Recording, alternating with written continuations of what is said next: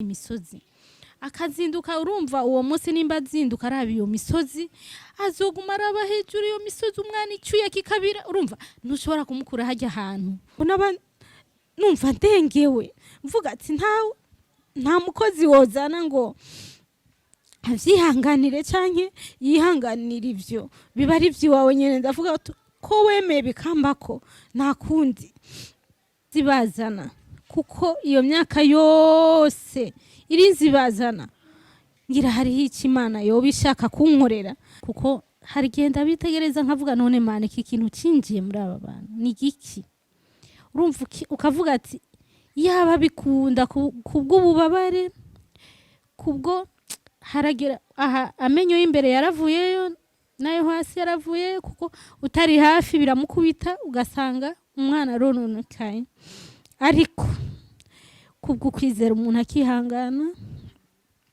akihangana nyene kubwo kumenya Imana ariko tumva turarushe kuko hari gihe kubera yari yatanguye ishuri urumva haraho ubona bafata amakaramu y'abandi bana bavuye ku ishuri batari hafi urumva barabitabagura ngo bariko barandika bagafata ibicupa urumva bakamera nyine nk'abasazi.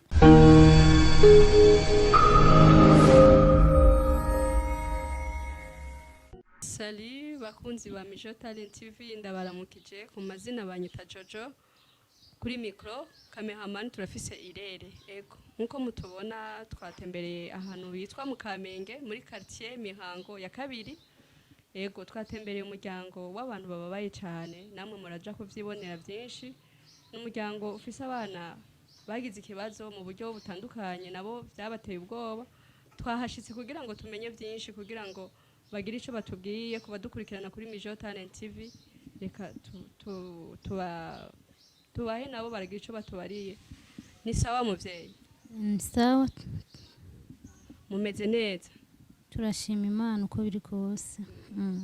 Amazina yanyu muba bitwa gute? Nitwa Mazoya Tereza.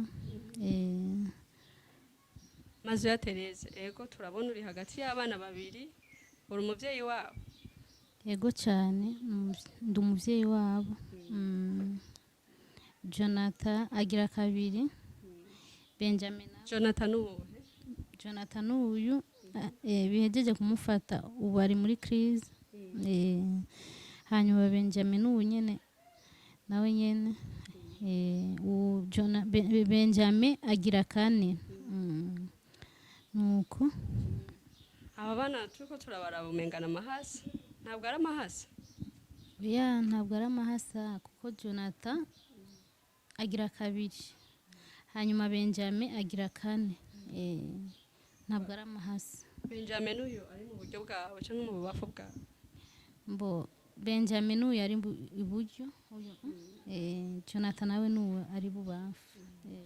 Bakunzi ba Mijo Talent TV nkuko muriko murabibona uyu n'umuvyeyi wabo ni mama w'abana babiri mubona n'abana babiri b'abahungu mugabo bafise ikibazo turaja kumenya byinshi reka tureke kuvuga ikibazo cyabo ko naco tuzi mugabo turabona ko bose bari muri eta imwe no kuvuga bose bari bafise ikibazo kimwe ego reka tubaze umuvyeyi wiwe mbega muvyeyi bano bana byagenze gute ubavyara urashobora kuduha ingene kuva bavyara aba bana byagenze gute? Abana bavutse neza kubera Jonathan namuvyariye muri pensereje bavutse neza cyane kugeza aho Jonathan yakwijije imyaka 4 akomeye kuko yavutse muri 2000. Hanyuma rero umwana turabaho mu Buyenzi harageraho twimuka tuje no mu Mirangode. Hanyuma rero harageraho Jonathan dushitse aha tumaze hafi ukwezi. Jonathan mu 2005 niho yafatwa. Hanyuma twari muri saro nyene turiko turafungura abana baca bararaba baravye ari 4. Hanyuma turaja kwa muganga barabapima bavuga ni malaria ariko umwana yararaba kenshi nk'incuro zirenga nka 10 umwana akaguma araba tukaguma twiruka nyene kwa muganga birabuko. Hanyuma babana bari 4 mbo babiri birahera ariko Jonathan birabandanya turavuza turiruka turahangayika nyene tuduga tumanuka kuko umwana ku munsi uko umunsi bwaca niko nibihe byagenda bihinduka kuri Jonathan ugasanga araravye incuro 10 zirenga incuro 20 zirenga 30 natwe biradutera ubwoba turatabaza abagenzi kudufasha gusenga abakozi b'Imana baritanga barahashika kudufasha gusenga hariha bakitanga bamwe bakarara abandi bakirirwa urumva ntacyo abantu batadukoreye kuko byari biteye agahinda twenyene urumva twarazazaniwe turavuga ni iyi ndwara tutarabona ni biki urumva rero Jonathan kugeza ico gihe ubu afise imyaka 16 agwaye urumva gushira kwirya myaka 5 byamufata icaba igihe kirekire ni igihe kirekire ubu afise imyaka 21 nuko novuga y'amavuko ariko 16 niyo amaze igihe agwaye urumva n'ukuri twarirutse ntacyo tutakoze twarirutse mu masengesho abakozi b'Imana tukabaterura bakabasengera bakaza ngaha bakadufasha gusenga urumva n'ukuri abantu bararushe natwe ubu turarushe tumva turushe ni hamwe y'umuntu yihangana kuko ikintu kigushitseko ucurindira Imana kuko burya Imana niyizi ikintu kuko hari genda bitegereza nkavuga none Mana iki kintu cinjiye muri aba bantu ni giki urumva ukavuga ati yaba bikunda kubw'ububabare kubwo haragera aha amenyo y'imbere yaravuyeyo nayo hasi yaravuye kuko utari hafi biramukubita ugasanga umwana rononekaye ariko kubwo kwizera umuntu akihangana nyene kubwo kumenya Imana ariko tumva turarushe kuko hari gihe kubera yari yatanguye ishuri urumva haraho ubona bafata amakaramu y'abandi bana bavuye ku ishuri batari hafi urumva barabitabagura ngo bariko barandika bagafata ibicupa urumva bakamera nyine nk'abasazi uri kurabiraba wumva agahindura umuvyeyi ukumva agahinda ukiyumvira ati none bizoherera hehe imiti birashobora kubafata bariko baranywa imiti canke bayibuze hoho ni ibintu bikomeye ariko turatabaje abantu kuko hari umuntu abibona kumva agahinda turatabaje mukuru w'igihugu umudamu wiwe n'abandi umuntu wese ku rwego ariko wobona Jonathan akumva bimuteye imbabazi kuko hariho ikigo usanga umwana baramutwaye aragumyeho ariga kuko bafise agahinda cyane bagendana ibintu nyene ukabona ko abonye igiti aragitora abonye igicupa akagitora urumva umenga bitwa n'abasazi nyene urabona nyene ko ntacyo tutakoze ariko turarushe kuko iyo myaka ugwajije iyo myaka urumva ni kibazo ariko turashima Imana uko biri kose iyo hoho nsanze yakomeretse hari igihe ninjira mu cyumba nkakoma induru nkavuga ati Imana none ibi bizohera ryari ukiyumvira umuvyeyi ati yaba ndabishoboye yaba bikunda Jonathan wihangana Imana irababona ko biri kose hari impamvu byose bizohera yego ati yaba bishoboka no bakiriye basi ariko ntibishoboka turarindira Imana uko biri kose by'ukuri kuko nari umvise no gitega ko hari ikigo cy'abana bashobora kubakira bameze uko kugira bavugwe no kwiga ariko ntivyakunze nuko bimeze rero ibya Jonathan turarindira Imana twihanganye ntakunze reka tuguhoze tukubwira ngo wihangane Mijo Talent TV yakugendeye ko hari benshi badukurikirana bari mu bihugu bitandukanye, hari benshi bakurikirana Mijotane TV. Natwe nkuko twashitse ngaha turagubwiye ngo niwihangane mugabo reka inkuru y'umwana isubira inyuma. Watubwiye ngo ico gihe umaze kwimukira ngaha ngo abana bafashwa ari bane. Ico gihe none bafashwa ari bane, abandi baracariho, byagenze gute?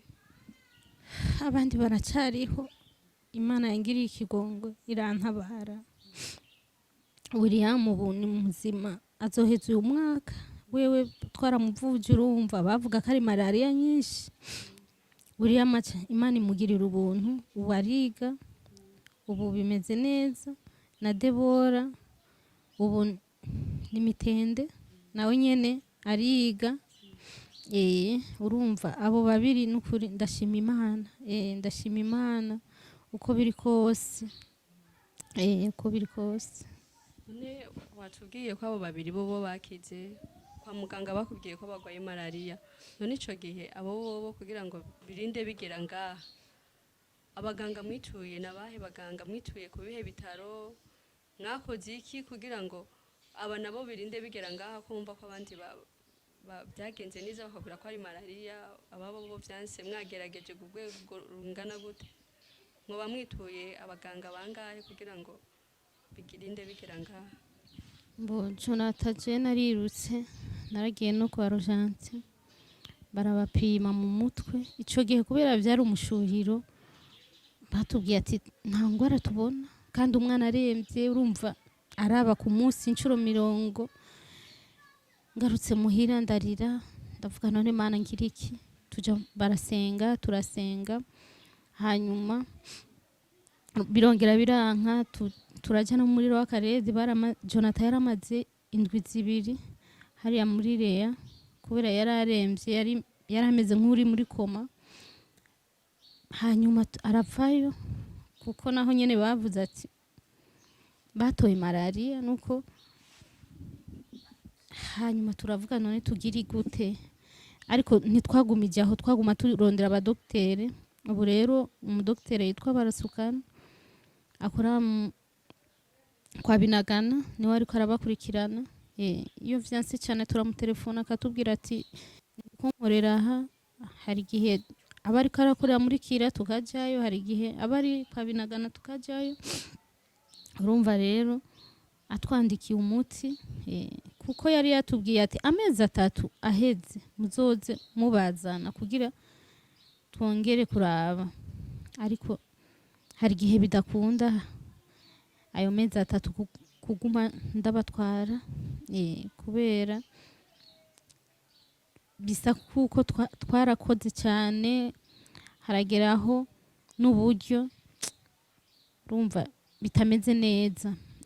Ariko rero yari yatubwiye ati hamwe bagiye bararonka umuti neza, aya mezi 3 mukabazana imyaka 3 aba bana boba bakize, kuko nawe nyene yarabacishije. Barabapimye mu mutwe, nawe nyene araraba aravuga ati imyaka 3 hamwe baronse umuti neza bakaza baraza, urumva muri controle imyaka 3 hari gihe Imana yodutabara, kuko nawe nyene urabona ko arabavura, ukabona nyene ko umuganga nawe nyene bimushize ahantu, ivyo rero nukuri tuguma turiruka tukagerageza umuti tukawurondera. Gusa hari gihe mpora nkanguka ngasanga umuti waheze, naho haba mu ijoro nkahangayika nkarondera ingene nshika muri ville kurondera umuti, kuko hari gihe urondera hafi ukawubura. Ariko rero hari gihe bibafata bari ko banywa umuti, hari gihe byanka canke ukawubura. Ivyo byose urumva rero iby'aba bana turindiriye Imana, turindiriye Imana. Ico gihe urumva muganga umaze kubajana yarakubwiye ngo watubwiye ko muganga yakubwiye ko atangwara abona. None ico gihe atangwa kugira ngo uzuratora umuti w'amezi 3, wewe wavyifashemo gute wumva ko uzuraja ku mezi 3 gutora umuti kandi utamenye ingwara umwana agwaye? Canke ico gihe yarakubwiye ati umwana yo bagwaye ingwara, umuti azoza arabufata mu mezi 3? Ico gihe wabifashe gute? Ico gihe bigitangura, urumva ingwara babona yari malaria nyinshi, ariko inyuma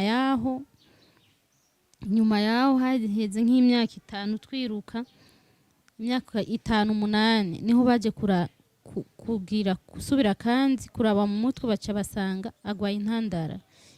Agwaye intandara, hanyuma baca barambwira ati madamu umwana bagwaye intandara. Nce ndabaza muganga none bagwaye bimwe kuko barabacishije muri kijya kikaske bagwaye. Gihe bose bafatirwa rimwe none. Hari igihe bafatirwa rimwe ukabura ufata ukabura ureka bikamera nabi nyene kuko birabazingazinga nyene navuze ati intandara ziri kwinshi. Hari igihe mpura n'abantu ugasanga ati uyu agwaye intandara ariko akagenda agakora imirimo kandi agwaye intandara, ariko ababi wanje siko biri. No kwishuri urumva nagahinda nyene bagendara amakaye babonye abandi bana bavuye kwishuri, urumva hari igihe baraba bakabona amakaye aho bayashize ugasanga yatoye ikaye y'uwundi mwana yayitabaguye canke yayishizemo ibintu akayivuruga. Umwatsi akubwira ati ikaye ni iwanje, urumva biba intambara. Tumaze kumenya ko bagwaye intandara niho baciye batubwira ati baje ku miti. Iyo miti rero twamenye ko bagwaye intandara, twovuga ni muri 2006 niho twatanguye kumenya ko bagwaye intandara, baca babashira ku miti.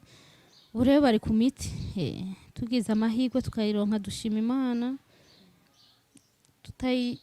tutayironse naho nuko nyene kuko nta gihinduka, kuko harageraho vyanka naho Imana ica inzira, urumva byose tushima Imana. Nta ku muntu yogira kandi wawe naho yoba ameze gute uriruka. Twarirutse ntacyo tutakoreye aba bana, twarirutse nukuri, ariko harageze aho twumva turarushe. Iyo myaka yose ugwajije imyaka myinshi harageraho uruha wihebura uvuga ati mbega Imana yarampevye, ariko kubw'ijambo ry'Imana tukizera tukavuga ati Imana kiriho n'aba bakiriho, hariho umunsi izotugirira neza. Ubu turarindiriye rero ivy'Imana izodukorera, kuko ku bwacu twarakoze ariko hasigaye aho Imana rero naho gushigikirwa n'abantu kuko none mama Jonathan, mu muryango hari ingwara dusanzwe tuzi ko zikurikirana mu muryango uvamwo ndetse canke papa w'abana avamwo. Iyi ngorane naho mwoba mwarigeze kuyumva mubo mwava mu muryango umwe? Naragerageje kubaza iwabo na papa iwabo na mama kugira kuko bavuga ati hariho ibintu bikurikirana. Nca ndagerageza kubaza, barambwira ati nta muntu twigeze tubona, ahubwo ntituzi ibikubayeko. Ndagerageza kubaza iwabo w'umugabo wanje, nawe nyine arambwira ati ntabyo twigeze tubona muri famiye. Ariko rero ko hari ibintu byaduka ku muntu, ibyo nabyo y'Imana yabiretse haba hari impamvu, urumva twavyakiriye uko. Twavyakiriye uko. Ico gihe ko hari abandi bana bavukana na Jonathan, iyo bishitse kubwawe, iyo bishitse bikabafatira rimwe, mwebwe mwavyifashemo gute? Ko nzi ko bigoye gutundanga umusazi, uretse rero wowe bishika bikabafatira rimwe ari babiri, muvyifatamo gute nk'abandi bantu bawasize muhira? Ico gihe mwe muca muvyifatamo gute ko tuzi ko bigoye cyane? Urumva nukuri biragoye kuko hari igihe bagumuka bose, ugasanga mu rupango n'induru, kuko Benjamin hari igihe afatwa arira kuva akivyuka, akarira kugeza ingene kandi buza kwinjira akirira, ukumva intuntu, ukumva agahinda, ukabura ingene ubigira. Ariko turaja mu cumba tugasenga ndetse tukababwira ati mwihangane, hariho umunsi Imana izobatabara. Urumva canka uwo munsi nimba yavyutse araba hejuru, uwo mwana azohagarara arabiyo, kuko hirya yacu hari imisozi y'uravye urabona hari imisozi. akazinduka urumva uwo munsi nimba azinduka araba iyo misozi azoguma araba hejuru iyo misozi umwana icyuya kikabira urumva ntushobora kumukura hajya ahantu uhagaze ntushobora kumwimura ntushobora kumwimura ngo agukundire akubwira ati ndeka ndiko ndaraba we wakubwira ngo ariko abona abasoda urumva rero n'ibintu twaravyakiriye kubwo nta kundi twobigira nta kundi nta muntu twovuga ati nyakira ntibikunda ariko ngaha urumva n'umubabaro bazindutse ari gufata amabuye urumva ubu nta kirahure dushobora gutunga canke ibikombe bya plastique urumva naho hari igihe gitora kakimena umuhaye amazi hejeje kuyanywa agakubita igikombe urumva ibintu byose byarajagaye ariko turarindira Imana uko biri kose nta muntu twobiha nta n'uwo vyakira kuko nivyadushitse ko twebwe nyene ndetse Imana yarabonye ko bidukwiriye kuko haragera igihe nkabwira Imana ati hariho ivyinshi wadukoreye kuko bibafata kare imyanda yose yaraza nkaguma mesa amaboko haragera aho mvuga nkaraba hejuru nkavuga ati Imana ko wemeye ibi bikamba ko ndagushima aho numva ndengewe mvuga ati nta mukozi wozana ngo avyihanganire canke yihanganire ivyo biba ari iwawe nyene ndavuga ko wemeye bikamba ko nta kundi ico gihe narabibayemo igihe kirekire harageraho Imana intabara ivyo ubu naho bibafata iyo myanda ntiza niyo biza usanga yisovye ko urumva nukuri kuruha k'umwana w'umuntu numva ndushe novuga ati kw'Imana irinzi bazana kuko iyo myaka yose irinzi bazana ngira hariho iki Imana yoba ishaka kunkorera kuko ntabwo narigere mbone abantu bakaza bangirisha ikiganiro nk'uku mu mbere ubwa mbere kandi Imana ibahezagire kuko inzira z'Imana Imana ica mu bantu birashoboka hakaba hariho gutabagwa birashoboka kuko birandengeye ubu muri uyu mwanya numva bindengeye kuko mpora numva ati hari igihe nta kintu tugitunga urumva baramenagura urumva rero Benjamin hageze agahagarara rero araba hejuru urumva wamubaza benje uri kuraba iki ndiko ndabiri ya misozi ndabona abasoda kuko arabakunda kuko yahora atarafatwa urumva yarahagarara aho kuko bararengana ngaha urabona ko ari ku nzira urumva rero umwana karuha ntacyo dutunga urumva hageze ko uwo munsi abyuka nabi aba yabyutse nabi pe ariko rero nta kundi kw'Imana kugize nuko nyene ariko turaterereje rero amasengesho abantu bose basenga badufashe watubwiye ngo amasengesho none wowe ico gihe bajanye mu masengesho batahanye warabonye impinduka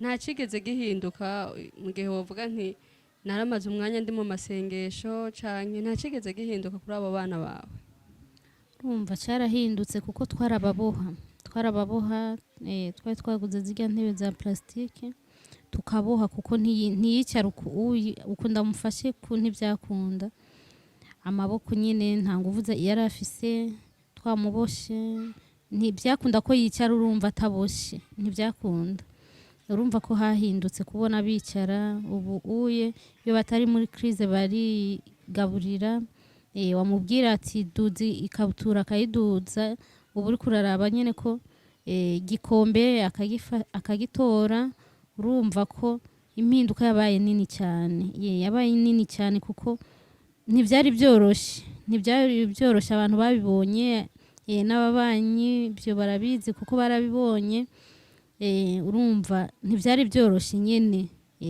impinduka iriho nini gusenga hamwe no kuvuza kuvuza byose Imana ikorera mbona ndiko ndabona kwirikira bikoreramo ariko rero turaterereje kandi amasengesho umuntu wese ahasenga adutabariza Imana kuko Imana irashoboye byose natwe twenyine natwe turakovya gusenga kuko iyo tutaba twizeye Imana tuba twarihebuye ariko ubu nubwo umuntu yihebura cyagaruka kubw'ijambo ry'Imana kuko Imana ntitetereza kandi ngo ntawayizigiye azomaramara urumva tukomeza kwizigira Imana no kuyirindira Nakahe kamo utera abakunzi ba Mijo Talent TV bakunze kudukurikira kuri Mijo Talent TV kuko aha turiko turabwa n'abantu batandukanye bari mu bihugu bitandukanye akamo batera kugira ngo uwo bafise umutima w'ikigongwe uwo bafise icashikiriza uwo bafise ico yoterera biva mu masengesho canke mu bundi buryo butandukanye nakahe kamo batera kugira ngo Jonathan na Benjamin kugira ngo nabo baze basubire mu buzima bahozemwo kera nakahe kamo batera abakunzi ba Mijo Talent TV bariko baradukurikirana umuntu wese ku rwego rwiwe novuga ati badufashe kuko turonse nk'ikigo urumva ko bafise intuntu y'ishuri turonse nk'ikigo kuko hari igihe usanga ico kigo harimo n'ishuri turonse abo dutabara kubw'umuti urumva barose ahantu biga bakaronka n'uwo muti ngira Imana yoca inzira muri ibyo kuko nugusenga hamwe no kubavuza nibyo turiko turakomeza nibyo ndiko ndakomeza urumva rero dutera kamo umuntu wese ariko araturaba kuko hariho umuntu aba afise ikigumbagumba hamwe abishobojwe n'Imana icyo umuntu afise urumva gutanga burya n'umuntu twebwe turashobora kuvuga turashobora gutabaza ariko Imana nayo niyo dushira imbere turatabaje cyane amasengesho n'ufise icyo yodufasha